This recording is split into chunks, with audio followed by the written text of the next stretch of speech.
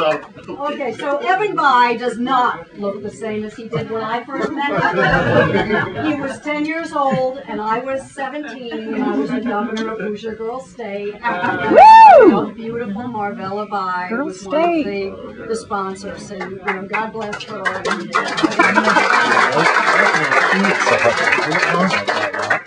At 7 o'clock, when the announcement is made that Indiana has gone for Barack Obama, and you've got your refreshments, invite your neighbors over, because many of them are independents and some of them are Republicans.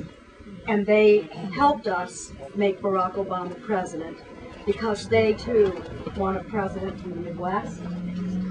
They want a president who has a steady hand, who, when he speaks, knows what he's talking about, says what he means, gets it, and he does. The polls show, the surveys show that Americans by wide margin recognize which of the two candidates is best capable of steering us out of this economic nightmare that we are in.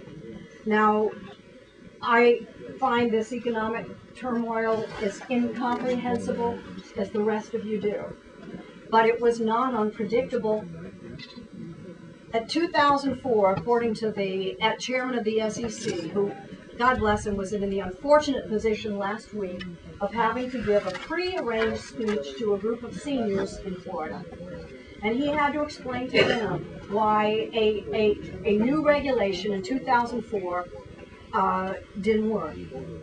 It was voluntary regulation. Voluntary. And clearly, as he put it, we didn't do our job. Now, whose idea was it to have voluntary regulation? My parents were Republicans. I grew up in to say my mom was Republican to the bone doesn't describe how Republican mine was. But my parents were Republicans because they were fiscal conservatives. My grandfather, my father's father, lost a Main Street, that's not a metaphor, literally, Morristown, Indiana, Main Street business. They had a little 5 and dimes, they had one in Sheridan, they had one in Lebanon. The stock market crash on Wall Street, 1929, wiped him out. But that's why my parents were Republicans, because they thought Republicans were careful with their money. They were fiscal conservatives. The Republicans that broke this system were free market Republicans. And they put free market religion ahead of fiscal responsibility. They broke this system. Who in their right mind would put the people who broke the system back in charge of fixing it? Right. Hoosiers aren't crazy.